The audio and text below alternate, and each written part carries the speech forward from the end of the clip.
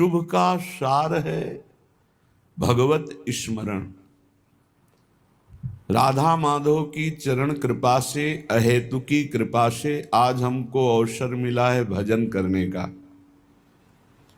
सच्ची मानिए, ये भगवान की त्रिगुणमयी माया की ऐसी मलिनता धूल भरी आंधी है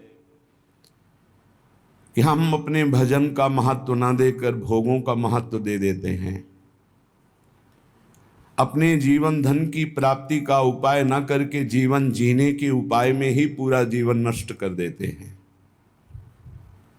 जीवन जीने की व्यवस्था चराचर जगत की भगवान ने स्वयं कर रखी है। बस मांगों की पूर्ति के लिए हम भटकते रहते हैं।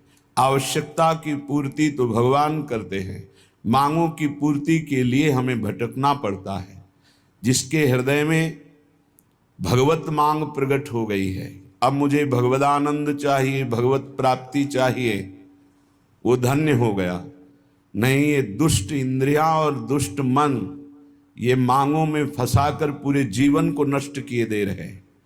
जीवन है प्रिया प्रीतम के लिए और घृणित मलिन भोगों में फंसाकर पूरे जीवन को नष्ट कर रहे हैं। बड़ा शुभ सार अवसर है जिसमें हम भजन करके शिव भगवान को प्राप्त कर लें। बहुत बढ़िया अवसर दिया है, ऐसा फिर नहीं बनेगा। पता नहीं किस कल्प में ऐसा अवसर हमें दिया जाएगा या नहीं, जैसा अभी मिला है। शिव वृंदावन धाम, सत्संग, प्रिया प्रीतम के रसोपासना, ऐसा संयोग बन गया है कि इसमें तो हमें भगवत प्राप्ति होनी ही चाहिए। और भगवत प्राप्ति का स्वरूप है सहज निरंतर अबाध आराध्य देव की याद में डूबे रहना, उनकी स्मृति में मगन रहना। कोई भी सुख दुख राग द्वेष हमारे चिंतन को न घसीट सके। आप एकांतिक हृदय में झांक के देखिए, जब आप नाम मंत्र चलाएंगे तो आपके हृदय में जो शुभ अशुभ, जो मलिन निर्मल वासनाएं हैं वो प्रकाशित होती हैं। जो शुभ अशुभ आचरण किए हैं, जो मलिन निर्मल आचरण किए हैं, वो सब प्रकाशित होते हैं। ये नाम, ये मंत्र, ये भगवत स्मृति बहुत बाधा पहुंचाते हैं ये शुभ अशुभ कर्म। कोई व्यक्ति, कोई वस्तु, कोई स्थान वो सामने होगा, वो रागात्मक या द्वेषात्मक नाम चल रहा है, वो रागात्मक द्वेषात्मक वस्तु व्यक्ति स्थान हमारे नाम जप की निरंतर वृत्ति को बाधित करने के लिए माया सामने खड़ी करेगी। बिल्कुल हमको परवाह नहीं करना उसकी। यदि हम अपनी वृत्ति बार बार घसीट कर नाम में लगाए तो नाम निरंतरता पकड़ेगा और ये सब नष्ट होती चली जाएंगी। इनकी सत्ता ही नहीं है। ये आगमा पाइनो अनित्यास, ये अनित्य हैं, आने जाने वाली वृत्तियां हैं राग द्वेषात्मक। इसलिए अहेतु की कृपा से शुभ सार, बड़ा मंगलमय अवसर मिला है केवल भजन के लिए। अब ये समझ में आ जाए तो है। भगवान की मोहिनी माया ये समझने नहीं दे रही। बड़े बड़े समझाने वालों को भी समझने की सामर्थ्य भगवत कृपा से ही आती है, नहीं तो दूसरों को समझाए पर खुद समझ में नहीं आएगा। पर उपदेश कुशल बहुतेरे, बहुत मिलेंगे। दूसरे को उपदेश दे रहे हैं, भजन ही जीवन का सार है, आप भोगों में लगे हुए हैं। बड़ा आश्चर्य, मजाक की बात, दूसरों को ज्ञान का उपदेश कर रहा है, आप अज्ञान में लिप्त है। ऐसी प्रचंड मोहिनी माया राधा माधव की कृपा हो गई है। शुभ सार शब्द है, शुभ का सार है भजन। जितना भजन कर लो वही क्षण सार्थक, वही दिन सार्थक, वही महीना सार्थक, वही जीवन सार्थक। राधा माधव पद कमल बंदो बारंबार, मिल्यो अहेतु की कृपा ते यह अवसर शुभ सार। दीनहीन अति मलिन मति विषयन को नित दास, करो विनय के ही मुख अधम मैं भर मन उल्लास। हे प्रिया प्रीतम, आपने तो हेतु की कृपा करके हमको ये सब संयोग बैठाल दिया, पर मैं अधम नीच मलिन स्वभाव वाला यहां भी वही आचरण करता हूं, यहां भी वही गंदगी फैलाता हूं, शरीर से, मन से, वचन से।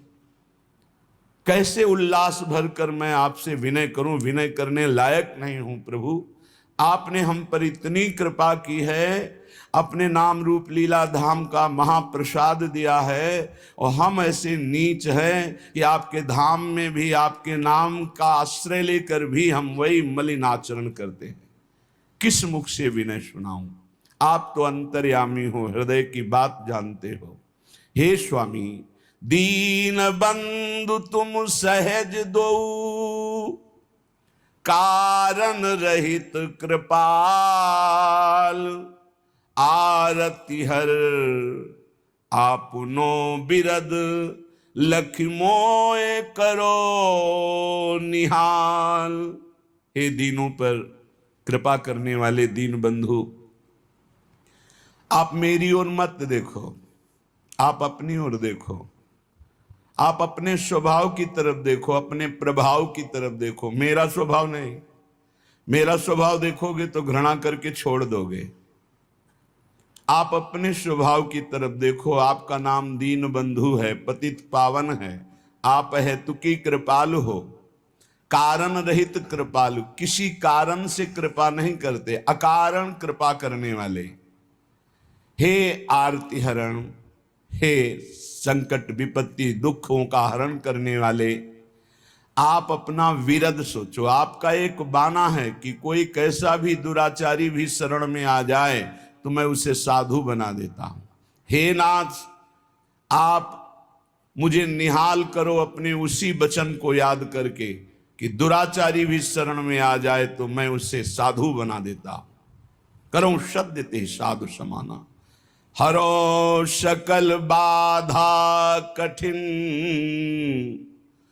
करो आपने जोग, पद रज सेवा को मिले, मोय सुखद संजोग। हे राधा माधव, मेरी वो सकल बाधाएं हरण कर लो जो आपसे मिलने में विघ्न पहुंचा रही हैं। हे कृपा सिंधु, आप अपने योग्य बना लीजिए। आपको कोई मेहनत थोड़ी लगेगी। आप डांट दीजिए हमारी मन बुद्धि चित्त हमको, ये गलत मार्ग छोड़कर आपके श्री चरणों की सेवा में लग जाएंगे। आप अपने योग्य बना लीजिए। मेरे को सबसे बड़ा सुखद संयोग तब लगेगा जब आपकी सेवा के सिवा मेरा मन कहीं किसी भोगों में नहीं जाएगा। नाथ, मैं अधिकार से नहीं कह रहा हूं कि मैं अधिकारी हूं, नहीं, मैं भिखारी हूं। प्रेम भिखारी पर्यो मैं, आए तिहारे द्वार, करो दान निज प्रेम सूची, बरद जुगल सरकार। हे वरदान देने वालों में सर्वश्रेष्ठ युगल सरकार, अति उदार विवि सुंदर सुरत सूर सुकुमार, हे परम सुकुमार तत्व श्री श्यामा श्याम, मैं भिखारी हूं, बस एक भिक्षा आपसे मांगता हूं, आपके नाम में प्रीति हो जाए, आपके धाम में प्रीति हो जाए, आपके रूप में, आपकी लीला में प्रीति हो जाए, ऐसी कृपा कर दो। मैं अधिकारी नहीं हूं, मैं भिक्षुक बन करके मांग रहा हूं, और आप परम दानी, सबसे बड़े दानी हैं, उदार हैं, सुकुमार हैं, आप कृपा करो। श्री राधा माधव जुगल, हरन सकल दुख भार, सब मिल बोलो प्रेम ते, तिनकी जय जयकार। हे राधा माधव, हमारे तो समस्त दुखों को हरण करने वाले एकमात्र आप ही हो। हे करुणा सिंधु, ये जान करके अब हमारे आराध्य देव प्राण प्रीतम सर्वस्व आप राधा माधव हो, तो मैं अपने हृदय से बस आपकी जय जयकार करता हूं कि आपकी जय हो।